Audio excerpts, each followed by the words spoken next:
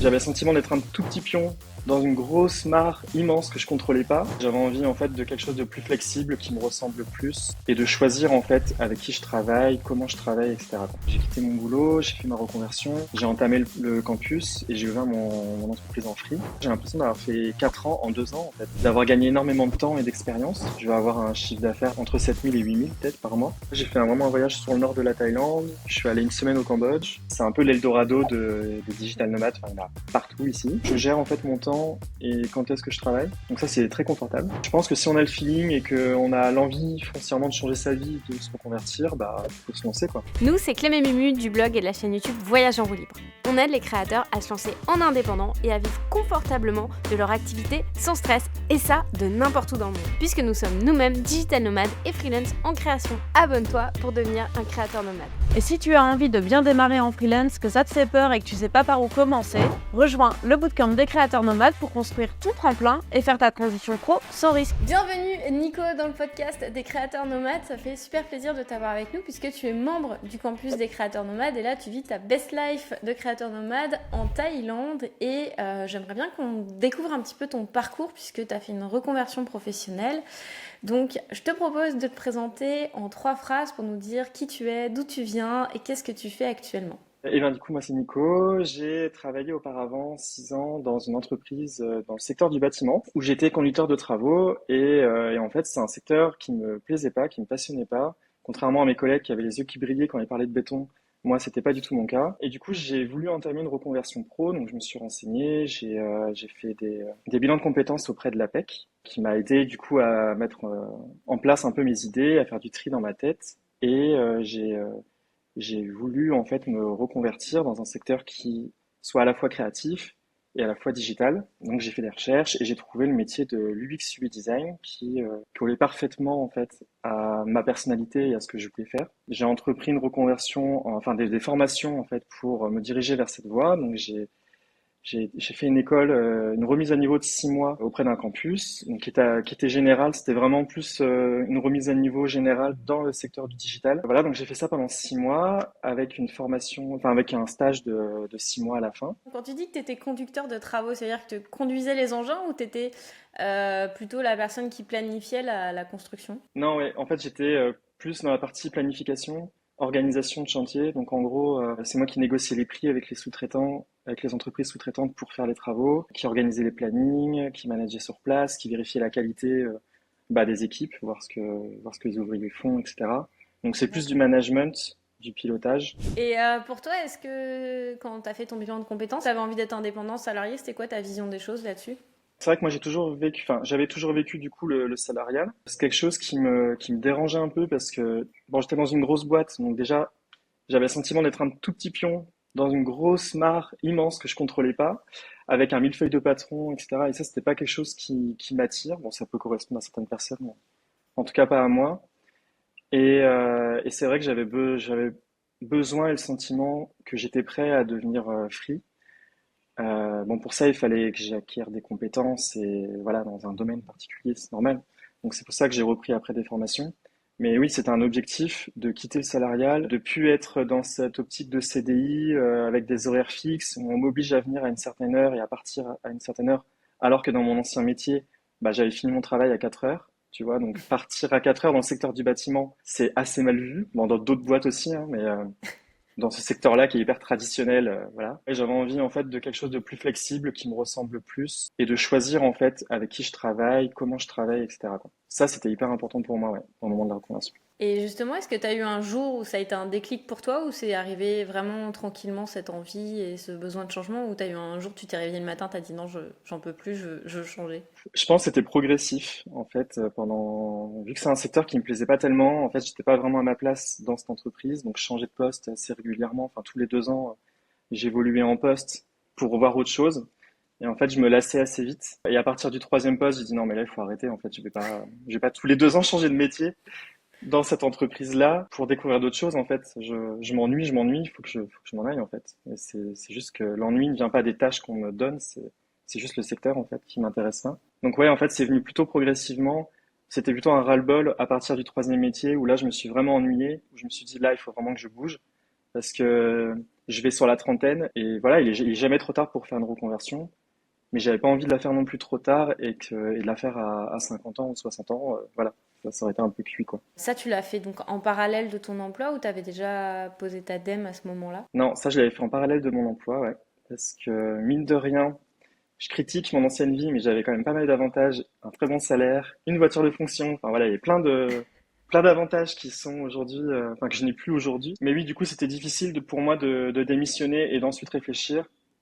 Du coup, j'ai fait, en fait, mes démarches de l'APEC en parallèle. Et c'est là aussi que, bah, j'ai découvert, votre Instagram et la chaîne YouTube, puisque en parallèle de l'APEC, j'ai regardé sur les deux fronts. En fait, j'ai fait des recherches à la fois sur l'UX design et à la fois sur le côté freelance pour voir si les deux en fait matchaient, si je me trompais pas, si en gros je devais juste être UX UI salarié ou UX UI freelance. Et en fait, sur la partie freelance, ouais, je suis tombé du coup sur la sur ta chaîne, sur votre chaîne. Alors, en fait, j'ai un peu stalké votre chaîne au début. J'ai un peu regardé ce que vous disiez, etc., les conseils que vous donniez et tout. Ça me plaisait bien. Puis le mood, enfin, ça a accroché aussi. Je suivais d'autres comptes aussi, mais la personnalité me plaisait pas forcément ou ça collait pas forcément avec mon activité aussi.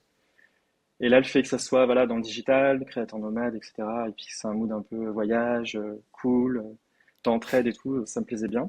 Et voilà. Et du coup, bah j'ai que regardé, j'ai pas fait de bootcamp. Et c'est seulement à la fin de mes 6 mois de reconversion où là, j'ai fait le premier bootcamp. En fait, Ok, j'ai fait mes 6 mois de remise à niveau et à la fin, j'avais un stage à effectuer.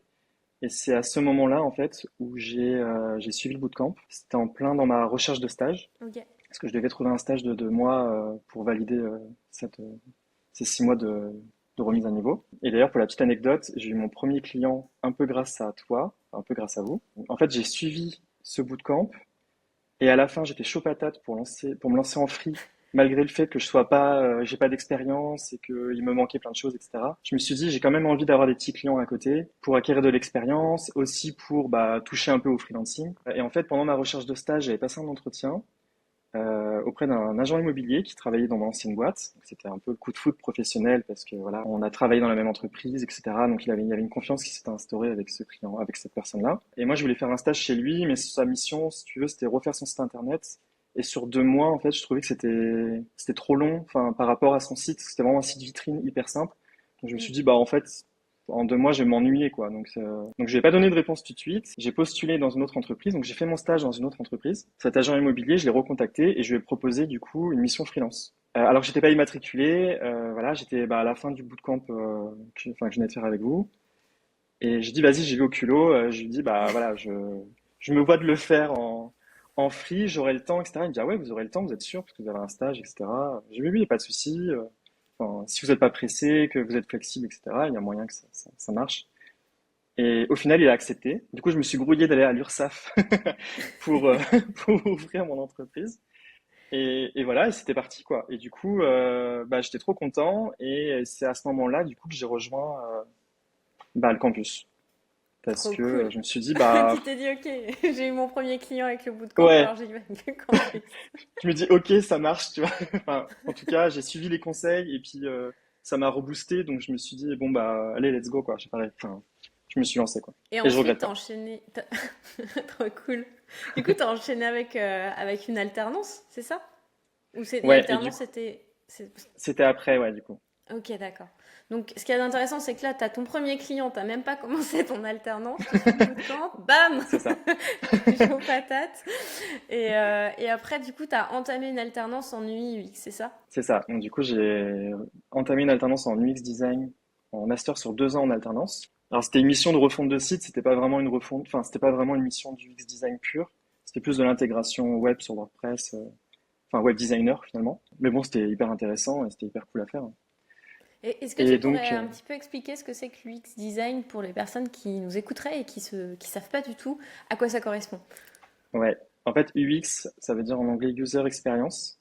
C'est rendre l'expérience des personnes, enfin, rendre la vie des personnes qui vont utiliser des applications ou des sites internet plus simple, plus fluide. Par exemple, je sais pas, quand tu vas utiliser Deliveroo, par exemple, pour te faire livrer un plat chez toi, et ben, mon métier, en fait, c'est de rendre tout le processus de la recherche de plats jusqu'à la livraison de chez toi, le plus agréable possible, qu'il n'y ait pas de friction, qu'il n'y ait pas de moment où tu vas te dire je veux quitter ce site absolument parce que c'est mal fait, etc. Donc après, il y a plusieurs niveaux là, si je te parle du e-commerce, mais ça peut être sur enfin sur d'autres types d'applications de sites, par exemple des applications métiers aussi, donc des applications que finalement le grand public ne verra jamais. Mm. Là, par exemple, le client que j'ai eu, qu'on en reparlera après, c'est ça, c'est en fait c'est dans le milieu de l'assurance et c'est pour les assureurs en fait. C'est pas pour des particuliers. Et souvent pour ce type de projet, il y aura des plus gros moyens et ça sera des applications plus complexes avec Mm. des méthodologies beaucoup plus poussées quoi. Mais voilà, en gros c'est ça pour comprendre ce que c'est. Et l'UI design, parce qu'on parle souvent de UX UI. UI, en fait, c'est User Interface en anglais, donc c'est la partie visible en fait de l'application ou du site, donc la partie ergonomique, visuelle, avec l'identité graphique, etc. Du coup, toi, tu fais juste UX ou tu fais les deux? UX, UI. Alors moi, je fais les deux, ouais. Je fais UX, UI. Souvent, dans le métier, on est un peu à cheval entre les deux, même si quelqu'un est 100% UX, on va quand même lui demander une appétence quand même en UI, Mm. ou inversement. Après, tu as des purs UX qui font que de la recherche, qui touchent jamais limite le PC. Ça existe Mhm. aussi, mais c'est un peu plus rare. Donc voilà. Mais moi, ouais, je fais les deux, du coup. D'accord. Donc, si on reprend, tu quittes ton entreprise dans les travaux, t'enchaînes avec une mise à niveau et boum, tu trouves une alternance. À quel moment t'as démissionné? C'est au moment où t'as fait ta remise à niveau?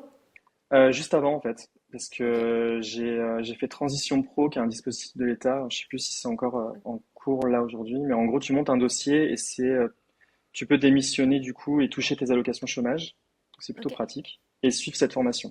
Donc il faut remplir D'accord. plein de paperasses et écrire plein de lettres, mais au final, voilà, ça marche. Et du coup, ma formation a été financée et j'ai pu toucher du Pôle emploi pendant ma formation. Excellent. Et ensuite, Ouais, donc on arrive sur la partie alternance. Donc pour toi, ouais. l'alternance, pourquoi c'était une bonne solution? Parce que ça me permettait de mettre un pied dans l'entreprise. Moi, l'alternance, je l'ai déjà testé quand j'étais dans le secteur du bâtiment. Je trouvais que ça marchait hyper bien. Même pour se faire recruter derrière, enfin, c'est hyper cool. T'as moins de pression que de te lancer directement en CDI enfin, en recherche d'emploi, alors que t'as peu d'expérience. Parce que là, du coup, t'es en apprentissage, donc du coup, voilà, tu peux quand même être en contact avec des clients, avoir des missions hyper intéressantes, mais sans la pression d'un CDI, voilà, en étant apprenant. Et ça permet d'élargir son réseau aussi. Moi, je trouve que en alternance, là, j'ai eu beaucoup plus de réseaux en alternance qu'aujourd'hui, par exemple. Là, aujourd'hui, en tant que freelance, c'est beaucoup plus calme socialement. Mhm. Après, je le travaille, mais quand tu es en alternance, du coup, tu as toute ta promo, tu as les intervenants aussi, qui sont des Ouais. professionnels. Du coup, tu peux réseauter avec eux aussi. Et puis, tu as ton entreprise d'alternance. Donc, je trouvais ça cool. Et puis c'est moins culpabilisant aussi de se dire, à la fin du contrat d'alternance, ciao, je me lance en free, tu vois, plutôt que Mm. de te faire embaucher en CDI et puis finalement de faire un bébé dans le dos à l'entreprise et de te dire, je m'en vais au bout d'un an, quoi. Et du coup, pendant cette année-là, est-ce que tu as continué à avoir des contrats? Ouais, alors j'ai eu des tout petits contrats, principalement des potes, en fait, Mhm. des potes. Il y en a que j'ai fait gratos, il y en a j'ai dit bon, il faut un peu payer quand même.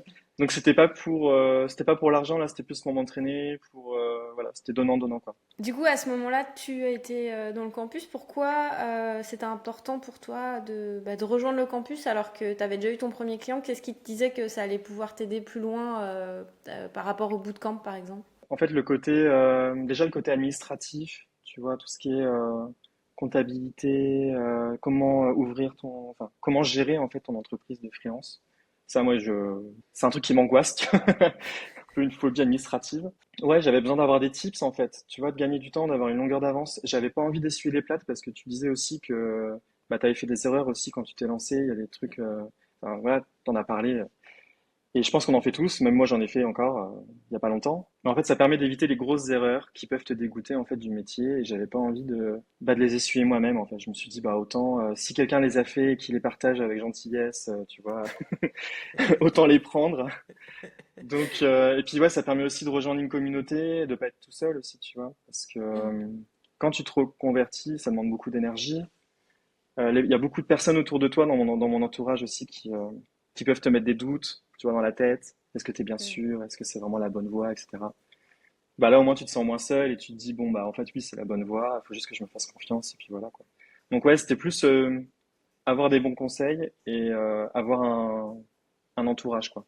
Qu'est-ce que t'en as tiré, les grandes leçons que t'as tirées du campus jusqu'à maintenant, c'est quoi? Bah déjà, de pas se brader niveau des prix, de pas faire un TJM trop petit, parce que c'est vrai que moi, je suis plutôt de nature à être trop gentil, à être trop consensuel, à vouloir trouver une solution à tout prix. Et c'est pas forcément bon si un client, en fait, bah, a juste pas l'argent ou pas envie de payer. Le côté argent, ça m'a vachement aidé déjà à me faire déculpabiliser de ça. Ce gros volet-là, ouais, j'ai eu un gros travail là-dessus. Pareil, comment gérer bah, ses objectifs financiers, tu vois, moi j'en avais aucune idée. Toi, tu donnes un tableau, par exemple Excel, avec où tu rentres tes dépenses, tes charges, tes objectifs, etc. Et là, en fait, on voit directement en fait ce que tu peux fixer en prix ou pas. Donc ouais, le côté budget et financier, c'était un pôle hyper important. Bah tout ce qui est ouais, les red flags, tu vois, comment repérer un client vampire, ce genre de choses, tu vois, là, il y a pas longtemps, tu vois, j'en ai évité un et j'ai pensé à toi.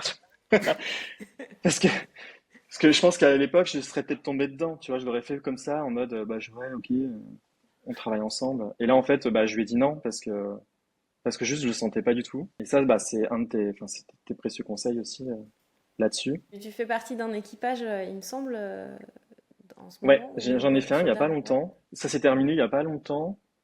C'était hyper cool. En fait, je me suis inscrit comme ça. J'avais un peu des a priori en me disant, bah, je sais pas trop ce que ça va m'apporter réellement parce que mes objectifs étaient quasiment un peu atteints. Tu vois, là, je suis dans une sorte de routine. Et au final, c'était hyper enrichissant. C'est vachement boosté. Ça m'a forcé à avancer sur ma chaîne YouTube parce qu'elle est un peu à l'arrêt là, en ce moment. Donc là, ça m'a remis le pied à l'étrier là-dessus. Et puis j'ai fait des rencontres hyper sympas, donc c'est cool. Franchement, je regrette pas. Et justement, on parle de ta chaîne YouTube là, parce que on l'a pas dit, mais tu as lancé une chaîne Oui. YouTube. Est-ce que tu peux nous en parler de la genèse de cette chaîne YouTube, ce que ça a pu t'apporter? C'était quoi tes blocages avant de la lancer? Qu'est-ce que ça joue comme rôle dans ton activité? Bah, j'ai lancé cette chaîne parce que bah, c'était un de tes conseils du coup d'avoir un projet perso. Donc j'ai choisi d'ouvrir une chaîne YouTube parce que j'avais envie de transmettre quelque chose en fait. Enfin, je suis tellement passionné par l'UX UI et j'en ai tellement appris que j'avais envie de donner en fait. Et du coup, j'ai décidé de faire une chaîne YouTube un peu, enfin, à but pédagogique pour des novices ou des personnes en reconversion comme moi je l'ai été en fait, pour présenter le métier, présenter concrètement ce que c'est, et aller un peu plus dans le détail après par la suite. Parce que bah, c'est un métier qui reste neuf, l'UX UI, parce que il y a plein de contenus qui sont en anglais aussi. Donc bah, moi, il n'y a pas de problème, mais il y a des gens qui sont pas du tout à l'aise avec l'anglais ou ça pose problème. Et le fait d'avoir des contenus français, bah, il y en a peu et je trouvais ça assez cool d'en faire. Et voilà, et du coup, ça s'appelle UX Time. Donc ça a quelques mois. Donc là, les premières vidéos, c'est vraiment du tout simple. C'est vulgariser en fait vraiment le métier, expliquer dans les grosses lignes l'émission et ce que c'est. Et là prochainement, je vais tourner une vidéo. Donc bah, dès que je rentre de Thaïlande, je vais interviewer 3 experts en UX Research. Donc eux qui finalement qui sont que dans la partie UX pour parler bah, de ce volet-là qui est hyper intéressant dans le métier. Donc je suis hyper content. Là j'ai mes 3 experts, ils m'attendent, les dates sont fixées. Donc je peux plus reculer. Voilà. Et donc ça sortira dans 2 mois, je pense, le temps que je rentre, que je filme et tout, que je fasse le montage. Comment tu te sentais avant de tourner tes premières vidéos? Ah bah horrible, hein. Enfin j'avais pas envie, hein. Enfin, en fait je me suis dit bah c'est un projet qui est cool. Enfin dans l'idée en fait ça me plaisait, mais de le faire c'était une catastrophe parce que je me dis j'aime pas me voir filmer, j'aime pas entendre ma voix, j'aime pas. Ouais, et puis c'est se mettre à nu un peu, tu vois, devant les autres. Tu te mets à nu aux critiques aussi. Bon enfin, je n'ai pas eu, mais pas encore. Finalement, tu te rends un peu plus vulnérable aussi quand tu te montres en vidéo. Donc je traînais un peu des pieds et puis le montage vidéo, moi j'y connaissais rien du tout. J'en avais fait un tout petit peu, mais c'était pas super chouette. Tout ça mis au bout à bout, je procrastinais quand même à faire cette chaîne YouTube. Et après on s'est vu à Lyon, à un apéro, je me souviens. Mm. Et tu m'as dit bon alors, elle sort quand cette chaîne YouTube, etc. Et je dis bon, ok, faut vraiment que je le fasse cette chaîne. Donc la première vidéo c'était horrible, j'ai mis 40 heures je crois Ouais. pour la sortir en montage, hein. Enfin, parce que rien ne me plaisait, je l'ai refilmé 10 000 fois, etc. Alors que c'est la plus nulle, hein. Et maintenant, voilà, je les tourne hyper, hyper facilement. Le montage, c'est plus un problème. Et j'ai hâte en fait de les tourner. C'est juste que là, il faut quand même du temps. Même si je mets plus 40 heures, ça met quand même une bonne dizaine d'heures, je dirais, pour faire une vidéo de moins de 10 minutes. Donc il faut trouver le temps, mais ça vaut le coup. Enfin, c'est cool. Il y a une bonne communauté, enfin une toute petite communauté qui s'est créée autour de ça et ils sont hyper cool, donc c'est chouette. Puis Je ça sais qu'il y avait m'a, un membre du ouais. campus, enfin du bootcamp, dont on a parlé de toi dans le live 2 et qui a dit ah mais en fait je le reconnais quand on a parlé de Ah ta bon? chaîne YouTube qui a dit ah mais oui mais en fait je suis sa chaîne. Ah, trop drôle. Waouh, ça y est. Ça y est, t'es une star. Devenir influenceur, ça y est. Non, mais c'est cool parce que ta chaîne YouTube, elle a quand même bien décollé en quelques mois. T'as quand même, je sais plus combien d'abonnés, mais t'avais des vidéos avec plus de 2000 vues. C'est quand même un beau succès pour une chaîne qui démarre, donc c'est trop cool. Mm. Enfin, est-ce que t'as suivi la formation YouTube dans le campus pour t'aider sur la chaîne? Ouais, ouais, carrément. Ça m'a bien aidé. Il y a eu plein de petits conseils, ouais, des plugins aussi à YouTube pour tout ce qui est référencement, parce qu'en fait, je l'ai découvert, mais il y a du référencement YouTube aussi. Ah oui, oui, oui. Et ouais, c'est hyper important. Et parce que moi, au début, je postais comme ça, je me dis bon. Et en fait, ouais, suite à cette formation, ça m'a quand même bien aidé. Et là, d'ailleurs, la vidéo qui a fait le plus de vues, le référencement, il est bien. Tu vois, il est bien, il a un bon score Ouais. en suivant les conseils. Donc, ouais, ça marche bien, c'est cool. Est-ce que ça t'a apporté des choses au niveau de tes clients d'avoir la chaîne YouTube? Parce qu'on n'a pas parlé un petit peu là de ce que tu avais fait cette année Mm. en termes de clientèle. Ouais, Est-ce que tu peux nous en parler un petit peu? ouais. Alors, en fait, moi, mon objectif de vie, ça serait pas forcément d'avoir un seul client, mais d'en avoir plusieurs et des Ouais, différents. Donc, j'aimerais un client qui soit plus rémunérateur, donc un gros client qui me prend, on va dire, 60%, 70% de mon temps, donc qui ne me prennent pas tout mon temps, qui a quand même un besoin sur du long terme, sur 1 ou 2 ans, pour que ça me sécurise quand même. Et ensuite, 20% plus sur un client lié à de l'enseignement, parce que je donne des cours aussi dans des facs, et dans des écoles du digital. trop bien. Donc ça, j'en ai donné, juste après la fin de ma reconversion, j'ai donné des cours. Et ça s'est bien passé et tout. Enfin, pour moi, c'était ouf. Je me dis, mais en fait, je suis un peu un imposteur, quoi. Je donne des cours alors que je viens seulement d'être diplômé, j'ai même pas encore reçu mon diplôme, quoi. Donc c'était assez drôle. Comment ça s'est passé là pour avoir ces projets, enfin ces mandats-là? Et ben justement, en fait, moi à la base, la chaîne YouTube, je l'ai ouverte en pensant que j'allais choper des clients, mon fameux client rémunérateur. Et en Ouais, fait, pas du tout. C'est plus les écoles en fait qui m'ont contacté pour cette chaîne YouTube parce que justement, c'est du contenu pédagogique, c'est du contenu hyper simple, etc.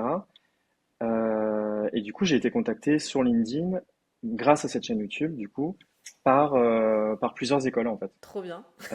Donc en fait, je pensais pas, tu vois, genre je me dis bah ok, ça marche. Et La attends, cible était pas, t'avais fait combien de vidéos YouTube juste bah pour te même donner pas une idée? trois, enfin trois, quatre, même pas. Excellent. Rien en fait. Et puis je les ai postés, enfin j'ai posté à chaque fois sur LinkedIn, sur le réseau, en taguant en fait les personnes que je mentionne dans les vidéos. Et en fait, c'est là que ça, enfin j'ai fait plus de 10 000 impressions sur LinkedIn Waouh. sur les publications de ces vidéos-là. Et après, ouais, ça, en fait, ça m'a permis d'être plus visible, en fait. Donc, c'est pas forcément des gens qui ont vu les vidéos ou quoi, ou qui me suivent, mais où ils ont peut-être vu un extrait, en fait, je sais pas. Mais en tout cas, ils m'ont contacté via cette chaîne-là, sur LinkedIn. Et j'ai eu, ouais, deux écoles qui m'ont contacté comme ça. Et la troisième école, c'est moi, par contre, qui les ai contactés. C'était l'école, bah, en fait, là où j'ai fait mon master. Je leur ai dit, bah, j'aimerais D'accord. bien donner des cours, et ils m'ont dit, bah, let's go. Trop cool.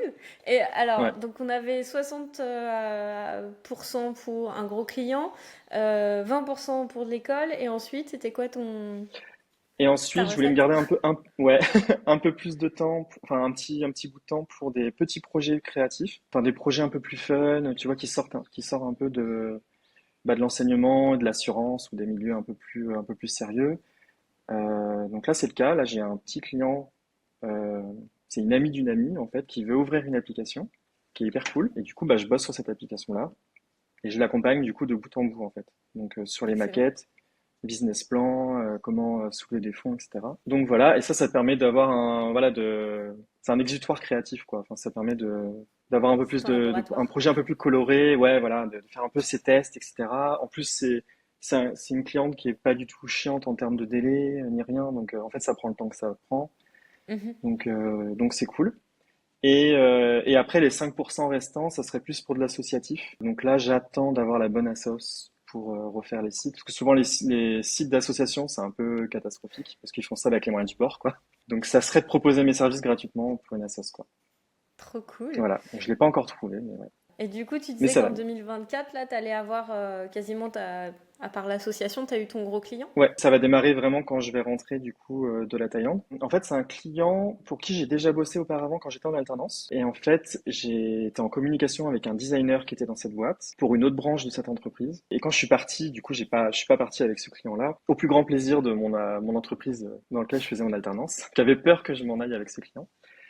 Donc je suis parti, donc tout fait pour pas que ça se passe. Je suis parti, je suis passé à autre chose, j'ai passé des entretiens pour d'autres missions. Là, je suis en process de recrutement pour deux autres missions aussi, mais finalement que je vais Ok. refuser, pour EDF et puis un autre groupe. Et en fait, le designer avec qui je travaillais auparavant m'a recommandé en fait pour une autre branche de cette entreprise-là. Et en fait, ça l'a fait direct quoi. Le patron, il a dit bah écoute, moi ça va, t'as été recommandé.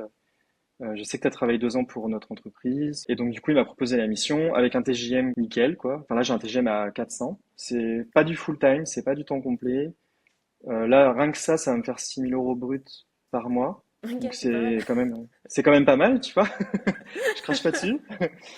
Plus les cours que je vais donner, tu vois, ça va me rapporter aussi plus de 1 000 € par mois aussi par rapport aux cours que je vais donner. Plus la petite mission, le petit client à côté. Donc ouais, en gros, là, je vais avoir un chiffre d'affaires à peut-être entre 7 000 et 8 000 peut-être par mois en 2024. Alors que là, en 2023, bon, je touchais du Pôle emploi plus les petites missions, mais j'avais pas un salaire dingue, quoi. Tu vas arriver sur la fin de Pôle emploi, donc là, tu as vraiment fait le principe de la transition, comme on vous recommandait dans le bootcamp. Pôle emploi, là, il me reste encore des jours. Ce qui est bien, c'est que je peux rester inscrit, enfin, je peux rester en inscrit sur Pôle emploi. Et même si je gagne un gros chiffre d'affaires, du coup, bah, il m'indemniserait rien. Mais si un jour le client, par exemple, parce que là, c'est un renouvellement tous les 3 mois avec mon client. Mhm. Donc, c'est assez précaire quand même, parce que bon, au bout de 3 mois, bah, il va me dire ciao. Je Ouais. pense pas qu'il le fasse parce que ouais, je le connais, etc. Mais voilà, ça peut arriver. Et dans ce cas-là, du coup, j'aurai toujours le Pôle emploi. Tous les mois, je vais quand même m'actualiser. Et puis, si il y a un mois où je vais gagner beaucoup moins, ou qu'il y a moins de besoins, bah, j'aurai quand même Pôle emploi qui me soutiendra, quoi. Du coup, tu as vraiment bah, c'est ça, tu as ton filet de sécurité, quoi qu'il arrive, Ouais, t'es bien calé. oui, Et tu disais que tu étais sur des processus de recrutement, c'était sur du CDI ou du freelance pour les autres boîtes? du freelance, ouais. Ok. Donc en fait, même Mais si ça cassait, là, tu as quand même des pistes pour rebondir assez vite au final. ouais, c'est ça, ouais. Et sans prospection en plus. J'ai pas cherché du tout, on m'a contacté. Et tu sais d'où ils Donc viennent? tant mieux. Ouais, c'est la visibilité, je pense. Enfin, tous les contrats me sont venus sur LinkedIn. Et je pense que c'est les impressions. Enfin, je sais pas en fait, vraiment exactement, mais je pense que c'est les publications de mes vidéos YouTube sur LinkedIn qui a fait que j'ai eu beaucoup d'impressions. Et du coup, j'ai popé en visibilité dessus. C'était pas forcément comme je l'imaginais, tu vois. Je pensais qu'on allait me contacter directement sur YouTube, en commentaire ou sur mon site ou quoi. Et en Ouais. fait, non, tu vois, c'est par le biais d'un autre média sur lequel je publie ces vidéos qui me fait gagner en visibilité. Donc en fait, c'est important aussi d'avoir une stratégie, je pense, de publication. Mm. Quand on ouvre, par Bah, exemple, une chaîne YouTube, de pas se cantonner à YouTube, quoi. quand tu m'as dit que tu voulais lancer une chaîne YouTube sur l'UX design et donner des cours sur l'UX design, je sais pas si c'est ton client idéal, il va être dessus, tu vois, sur YouTube à regarder des cours Ouais, d'UX design. c'est Parce que ça. le Non. manager d'une plateforme, il va pas se taper les cours pour savoir comment, genre chez EDF, comment monter, C'est ça. c'est quoi les Mais principes oui, du UX design. Mais par contre, de les avoir faites et de les avoir publiées, ça monte sur LinkedIn, ça monte ta légitimité en tant que je sais de quoi je mm, parle en fait. C'est là où c'est intelligent, c'est que tu as vraiment posté sur les deux, là où il y a ton client idéal. Et bah, sur YouTube, finalement, ça va chercher aussi des gens qui vont, à mon avis, sur le long terme, ça va te créer une crédibilité. Tu vas devenir la personne de référence du domaine. Donc, c'est ça. c'est super que tu l'aies mis en place. Et je suis contente de t'avoir un peu bousculé à Lyon et dire hey, Nico, t'en es où? Oui, oui, t'as bien fait, t'as bien fait. Et là, t'es Mm. parti plusieurs mois en Thaïlande, c'est ça? T'es parti 2 mois? Ouais, je suis parti 2 mois. Ouais, j'y suis toujours là. Je suis parti le 4 décembre. Bah, un peu moins de 2 mois, ouais. Je suis parti le 4 décembre et je reviens le 21 janvier. Donc là, c'était vraiment pour kiffer sur place ou t'as un petit peu bossé à distance? Ouais, les deux. En fait, la première partie du voyage, c'était plus pour kiffer. Donc là, j'ai fait vraiment un voyage sur le nord de la Thaïlande. Je suis allé une semaine au Cambodge, voir les éléphants, tout ça. Et là, maintenant, je suis dans le sud, je suis sur les îles. d'où ce bronzage magnifique. Donc là, je suis à Copenhague exactement. Donc c'est une île voilà, au sud de la Thaïlande et c'est un peu l'Eldorado des digital nomades. Enfin, il y en a partout ici parce que bah il y a une bonne connexion, la vie est pas très chère. Bon, c'est sur les îles, c'est quand même plus cher que sur le reste de la Thaïlande, mais pas comparé à la France, c'est pas cher. On peut faire la fête, il y a les plages, on peut travailler, on peut faire du sport. Enfin voilà, c'est hyper cool en fait. Et les gens, ils ont une bonne mentalité aussi, donc c'est sympa. Et donc là, oui, pour la deuxième partie, là, ça fait 15 jours du coup que je travaille. Enfin, que je travaille. Je travaille 2-3 heures par jour pour préparer mes cours en fait que je vais donner. Trop Donc bien. je suis pas en contact en direct avec un client ou quoi, donc je gère en fait mon temps et quand est-ce que je travaille. Donc ça, c'est très confortable. Parce que mon client en fait que je vais avoir, pour une question de cybersécurité, il peut pas travailler avec des digital nomades en Asie. Il m'a dit, pas de souci pour faire du digital nomade, mais plus en Europe. Bah, c'est déjà pas Donc mal, hein. voilà. T'as déjà une bonne dose de destination en Europe, entre le Portugal, l'Espagne. Voilà, Si t'as envie de faire du ski, tu peux aller en Bulgarie, en Autriche, en France. c'est ça. Du coup, Il y a quand même plein. je pense que j'irai au Portugal et puis voilà. Ouais.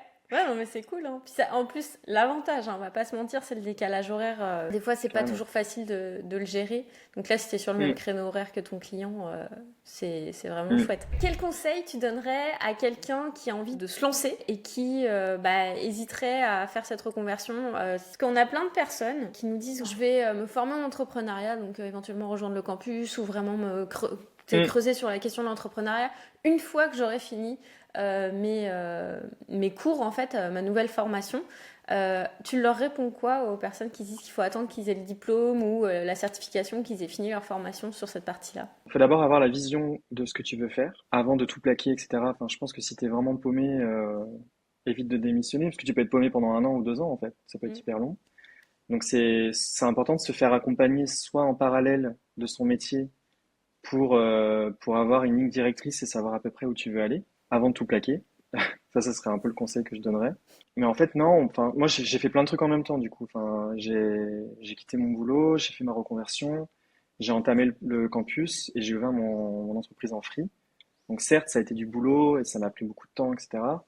Mais en fait, ça a permis de tout condenser et là, j'ai l'impression d'avoir fait 4 ans en 2 ans, en fait. Enfin, tu vois, d'avoir gagné énormément de temps et d'expérience. Je suis pas sûr que ça soit bien d'attendre, en fait, d'avoir tout fini vraiment, etc., pour ensuite se former. Moi, je pense qu'on peut faire 2 formations en même temps. Là, tu vois, mes collègues et puis mes potes de promo, ils étaient pas, enfin, pas forcément au courant que je faisais une formation, enfin, que je suivais le campus. J'en ai dit à Mhm. certains, mais voilà. Ça se voyait pas sur moi, ça se voyait pas dans ma fatigue ou quoi. Enfin, j'arrivais à le gérer. Et au final, ça m'a permis de gagner du temps. Et surtout, c'est pas au moment où tu dois te lancer en free qu'il faut suivre une formation parce que tu vas perdre du temps en fait. Parce que la formation est quand même longue, tu vois. Donc du coup, tu vas regarder les vidéos pendant 3 mois, puis après tu vas te lancer. Mais bon, pendant ces 3 mois-là, il y aura rien. Enfin, Mm. ouais, donc je dirais en fait, bah, enfin, tu peux faire la reconversion et faire le campus en même temps. C'est tout à fait compatible, sachant que le campus, bah, tu le fais à ton rythme. Moi, je l'ai étalé sur quasiment 1 an et demi. C'était un rythme de tortue, mais au moins ça m'a permis d'au bout du compte, et ben, direct quand je me suis lancé, j'avais déjà toutes les clés en main et j'étais pas stressé, et j'étais bien en fait. Du coup, j'avais une certaine maturité par rapport à ça. Mais mes potes de promo, ils m'ont tous dit, mais t'es fou, tu vas pas te lancer en freelance, tu te rends pas compte, non, non, non. Et ils m'ont mis un peu toutes les peurs, tous les trucs, tous les doutes en fait. Mais ces doutes-là, en fait, ça a été levé avec le campus. Donc moi, j'étais sûr de moi et je leur dis non, mais en fait, je vais me lancer. Je suis formé, je suis au taquet, je suis chaud patate. Chaud patate. Et du coup, Voilà. est-ce que tu avais quand même du temps pour toi? Est-ce que tu as quand même pu faire des soirées, partir faire un Ouais, peu de bah rando oui. et tout pendant cette Ouais, ouais, transition? bah, je me suis pas empêché de vivre, hein. J'ai quand même eu des week-ends de sacrifiés, mais c'est plus par rapport à mon alternance parce que j'avais des rendus à faire, etc. Hmm. Mais j'ai quand même fait des bonnes soirées, bien bu, un peu trop parfois. Donc j'ai fait des bonnes soirées, ouais, j'ai continué à faire mes randos, mes activités, mon sport, enfin, ça a pas trop changé, c'est juste que bah mes journées étaient bien remplies, que le soir t'es bien fatigué. Mais voilà, après puis si t'as des journées où t'as pas envie de suivre la formation, t'as pas envie de bosser, bah voilà, tu t'organises en fait. Mais ouais, ça m'a pas gâché la vie, je me suis pas senti. C'est pas comme si je faisais une prépa par exemple, je sais qu'il y a des gens qui font des prépas pour des Ouais. grandes écoles et ils sacrifient carrément 1 an de leur vie. Ils dorment plus, enfin, ils vivent que pour ça, etc. Moi, je voulais pas de ça en fait. Je voulais vraiment garder quand même un équilibre perso. Parce que c'est hyper important pour le moral, en fait, sinon tu peux pas tenir Mm. dans le long terme, quoi. Mm. Et là, comme c'était une reconversion assez longue, parce que ça a mis quand même 2 ans et demi, bah, c'est hyper important quand même de garder bah, du loisir. C'est possible. Et qu'est-ce que tu dirais à quelqu'un qui aurait peut-être envie de rejoindre le campus et qui se dit je sais pas si c'est fait pour moi. Toi, est-ce que tu avais hésité par exemple à le rejoindre ou ça avait été direct, tu t'es dit j'y vais? Moi, ça avait été assez clair parce que le secteur dans lequel vous êtes dans le campus, c'est le secteur dans lequel je suis. Enfin, ça matche bien. Si la reconversion est dans un secteur qui est pas forcément évident, enfin pas forcément dans le digital ou dans la créa, bah peut-être plus vous écrire en direct en fait, vous posez la question quoi, savoir si c'est adapté ou quoi. Mais non, bah après c'est une question de feeling. Moi j'avais le feeling avec vous. Je vous trouvais cool, assez nature, direct et tout, donc moi ça me plaisait bien. Je pense que si on a le feeling et qu'on a l'envie foncièrement de changer sa vie, de se reconvertir, bah il faut se lancer quoi. Après oui, c'est un investissement. Moi je sais que en France on a du mal à investir sur soi, mais en fait c'est hyper important en fait. Il faut pas hésiter à investir sur soi-même parce que bah en fait c'est sur, enfin ta vie c'est toi en fait. Tu vois, tu peux pas tout le temps vouloir du gratuit, tout le temps vouloir des formations Pôle Emploi financées, etc. Bah, il y a un moment donné, voilà, si tu veux de la qualité, il faut aussi parfois payer, tu vois. Là, je me suis payé une formation à Paris, par exemple, sur un niveau plus élevé dans Figma, dans le logiciel de maquettage. Bah, j'ai payé et je suis super content, tu vois, et j'ai rencontré des gens cool, ça a élargi mon réseau, etc. Donc voilà, je pense qu'il faut investir dans soi, surtout à un moment où on est en reconversion pro, où on a plein de doutes, où on a plein de freins, on sait pas, on est un peu paumé, etc. Bah, les trucs gratuits, je pense que ça fonctionne pas trop, quoi. Enfin, ou alors si, mais ça prend plus de temps, quoi. Tu fais Mm. tes propres expériences, tes propres erreurs, et voilà. Donc c'est soit en fait tu fais toi-même et t'acceptes le fait de te casser la figure et de te relever, etc. Enfin, de faire des erreurs, soit tu te fais accompagner et du coup bah il y a des grosses erreurs que tu ne feras pas. T'en feras quand même, mais pas des grosses, ou des moins grosses quoi. Et puis ça ira bien quoi.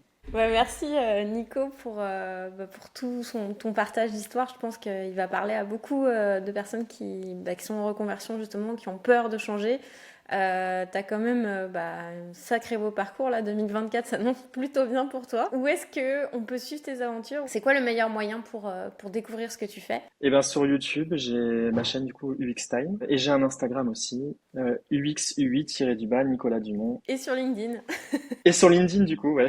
Bon, c'est plus professionnel et je poste pas grand-chose, mais On va mettre tous les liens dans la description pour pouvoir te retrouver. Et si jamais vous avez envie de participer à un prochain bootcamp comme Nico et trouver votre premier client, et puis c'était le bootcamp gratuit là pour le coup, les prochaines dates seront annoncées si vous inscrivez ci-dessous. Vous pourrez aussi récupérer le guide pour vous lancer en indépendant. Et il y a un petit quiz aussi pour savoir quel est votre profil de freelance et quelle est la route à suivre selon votre profil. Donc on va vous mettre tous les liens dans la description. Mais surtout, n'hésitez pas à aller voir le profil de Nico, suivre son parcours parce que je pense qu'il est assez inspirant. Ça va vous donner des ailes de voir que oui, tu peux changer de vie et oui, tu peux kiffer et partir de moi en Thaïlande si tu le veux ou au Portugal et que t'es pas obligé de rester coincé derrière un bureau.